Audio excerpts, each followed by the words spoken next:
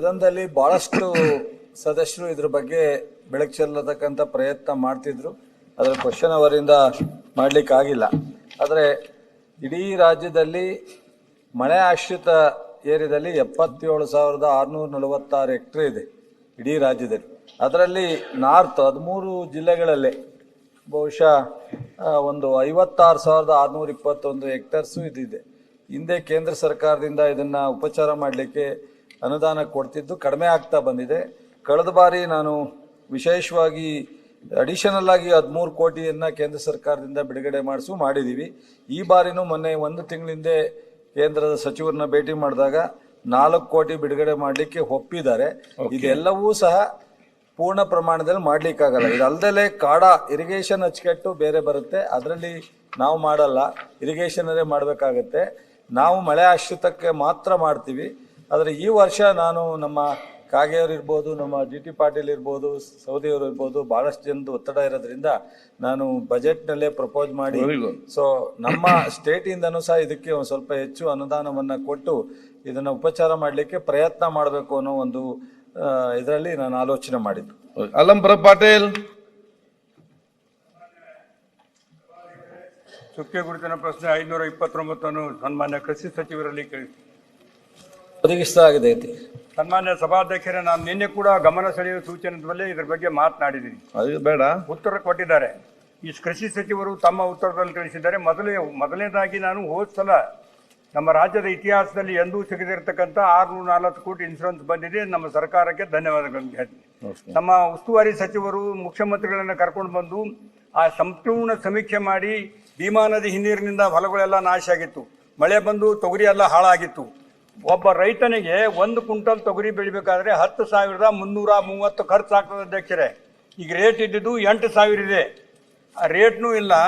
ಒಬ್ಬ ಸರ್ಕಾರಿ ನೌಕರಿಗೆ ವರ್ಷಿಗೊಮ್ಮೆ ಏನಪ್ಪ ಅಂದ್ರೆ ನೀವು ಸಂಬಳ ಹೆಚ್ಚು ಮಾಡ್ತೀರಿ. ರೈತನ ಪರಿಸ್ಥಿತಿ ಹರಿಗಟ್ಟು ಸಾಯ್ತಾ ಇದ್ದಾರೆ. ಬೀದರ್ನಲ್ಲಿ ಇನ್ಶೂರೆನ್ಸ್ ಬಂದಿದೆ ಅಧ್ಯಕ್ಷರೇ. ಕೇಳ್ತಾರೆ ಅಧ್ಯಕ್ಷರೇ, ಬೀದರ್ ನಲ್ಲಿ ಇನ್ಶೂರೆನ್ಸ್ ಬಿಡುಗಡೆ ಆಗಿ ಅಕೌಂಟ್ಗೆ ಹೋಗಿದೆ ರೈತರಿಗೆ. ಯಾದಗಿರಿನಲ್ಲಿ ಕೂಡ ಇನ್ಶೂರೆನ್ಸ್ ಬಿಡುಗಡೆ ಆಗಿ ರೈತರ ಅಕೌಂಟ್ಗೆ ಜಮಾ ಆಗಿದೆ. ಕಲಬುರಗಿ ಜಿಲ್ಲೆಯಲ್ಲಿ ಇನ್ನೂವರೆಗೂ ಕೂಡ ಜಮಾ ಆಗಿಲ್ಲ. ಕೇವಲ 130 ಕೋಟಿ ಬಂದು ಇದೆ. ಇನ್ನೂ 130 ಕೋಟಿ ಬಂದ ನಂತರ ನಾವು ಎಲ್ಲ ಅಕೌಂಟಿಗೆ ಹಾಕ್ತೀನಿ ಅಂತ ಹೇಳಿದ್ದಾರೆ. ಪರಿಸ್ಥಿತಿ ಗಂಭೀರ ಇದೆ. ಸ್ವತಃ ಸರ್ಕಾರ ಮತ್ತು ನಮ್ಮ ಕೃಷಿ ಸಚಿವರೇ ಸ್ವತಃ ಬಂದು ನೋಡಿದ್ದಾರೆ. ಪ್ರಶ್ನೆ ಕೇಳಿ. ಒಂದು ನನ್ನ ವಿನಂತಿ ಏನಿದೆ ಅಂದ್ರೆ, ಬೇಗ ಬಿಡುಗಡೆ ಮಾಡಿದ್ರೆ ಮುಗಿತಲ್ಲ. ಸಂಪೂರ್ಣ ಹಾನಿಯಾಗಿದೆ. ಸಮೀಕ್ಷೆ ಕೂಡ ಸರಿಯಾಗಿ. ಅಧ್ಯಕ್ಷರೇ, ಅವರೇ ಹೇಳ್ತಾ ಇದ್ದಾರೆ, ಇತಿಹಾಸದಲ್ಲಿ ರೈತರಿಗೆ ಕೊಟ್ಟಿರ್ತಕ್ಕಂಥ ಇನ್ಶೂರೆನ್ಸ್ ಇರ್ಬೋದು, NDRF, SDRF, ಬೆಳೆ ಪರಿಹಾರ, ಗುಲ್ಬರ್ಗಾ ಜಿಲ್ಲೆನಲ್ಲಿ ಈ 2.5 ವರ್ಷದಲ್ಲಿ 2,200-300 ಕೋಟಿ ಒಂದು ಜಿಲ್ಲೆಗೆ ಪರಿಹಾರ ಕೊಟ್ಟಿತ್ತು. ಒಂದು ಜಿಲ್ಲೆಗೆ 2,000. ಈ ಇನ್ಶೂರೆನ್ಸ್ನಲ್ಲಿ 2,590 ಕೋಟಿ. ಇದರಲ್ಲಿ ನಮ್ಮ ಪ್ರಿಯಾಂಕ್ ಖರ್ಗೆ ಅವ್ರ ಶ್ರಮನೂ ಇದೆ, ಪ್ರಯತ್ನ ಟೋಟಲಿ ಒಟ್ಟಾರೆ ಆಗಿಲ್ಲ. ಇನ್ಪುಟ್ ಸಬ್ಸಿಡಿ ಇರಬಹುದು, ವಿಶೇಷ ಪ್ಯಾಕೇಜ್ ಇರಬಹುದು, ಮತ್ತೆ ನಿಮ್ಮ ಕ್ರಾಪ್ ಇನ್ಶೂರೆನ್ಸ್ 990 ಕೋಟಿ ನಮ್ಮ ಕೃಷಿ ಇನ್ಶೂರೆನ್ಸ್ ನಲ್ಲೇ 50 ಲಕ್ಷ ರೈತರಿಗೆ ನಾವು ಇಡೀ ರಾಜ್ಯದಲ್ಲಿ 6,126 ಕೋಟಿ ಕೊಟ್ಟಿದ್ರೆ, ನಮ್ಮ ಗುಲ್ಬರ್ಗಾ ಜಿಲ್ಲೆಗೆ 5,82,000 ರೈತರಿಗೆ 990 ಕೋಟಿ ಗುಲ್ಬರ್ಗಾ ಜಿಲ್ಲೆಗೆ ಇನ್ಶೂರೆನ್ಸ್ ಕೊಟ್ಟಿದ್ವಿ. ಕಳೆದ ಬಾರಿ 674 ಕೋಟಿ ಒಂದೇ ವರ್ಷ ಕೊಟ್ಟಿದ್ವಿ. ಅವರು ಬಹುಶಃ ಸಿಕ್ಕಿದಾಗೆಲ್ಲ ಅಪ್ರಿಷಿಯೇಟ್ ಮಾಡ್ತಾರೆ. ಸ್ವಲ್ಪ ಇನ್ನೂ 128 ಕೋಟಿ ಬಿಡುಗಡೆ ಮಾಡಬೇಕಾಗಿದೆ. ಹಣಕಾಸಿನ ಇಲಾಖೆಗೆ ಹೋಗಿದೆ.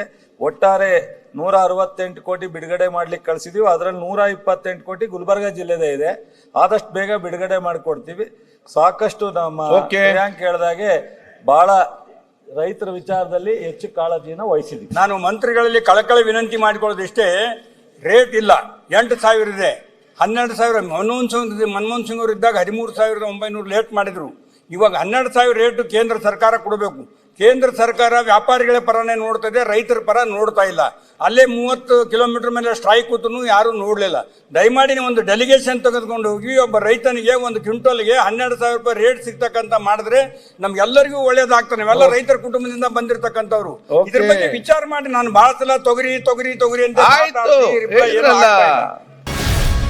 ಗ್ಯಾರಂಟಿ ನ್ಯೂಸ್, ಸುದ್ದಿ ಖಚಿತ, ನ್ಯಾಯ ನಿಶ್ಚಿತ.